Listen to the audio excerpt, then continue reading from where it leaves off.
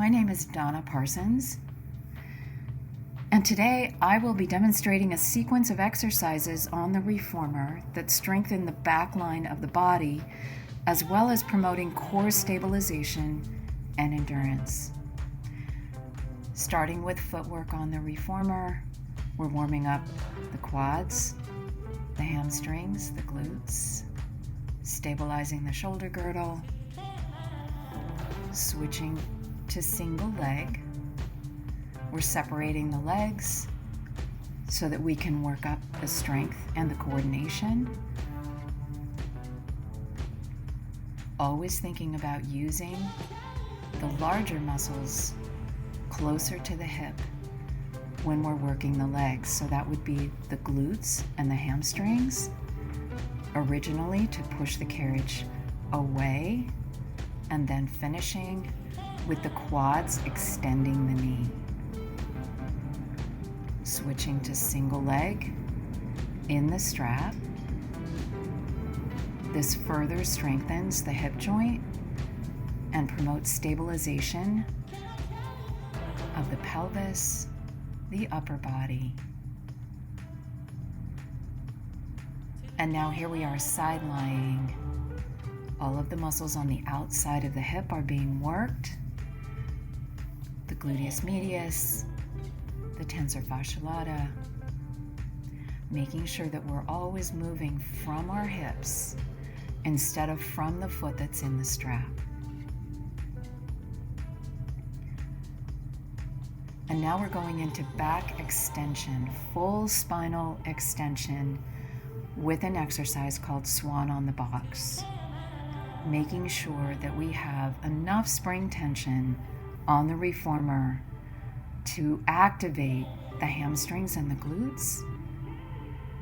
The full body movement takes us into full spinal extension, focusing on the upper back, the length in the back of the neck, making sure that we have the lower abs connected. Full range of motion in the shoulder joint. And now we're stabilizing the upper body, again moving from the hip joint, incorporating the glutes and the hamstrings. And here we are with the hamstring curl, focusing on hip extension, feeling the hip bones pressing into the box. Again, side lying, we switch back into the outside of the hip. Here we have the external rotators.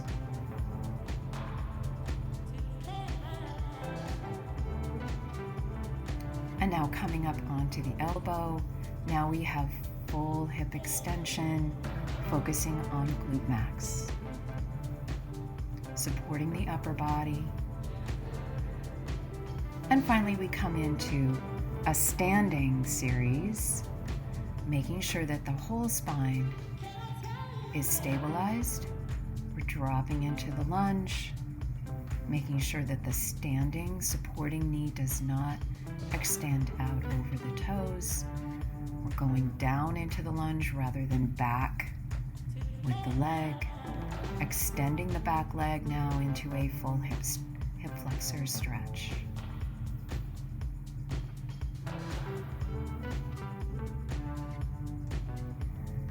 And now finally, turning to the side, stretching the adductor muscles.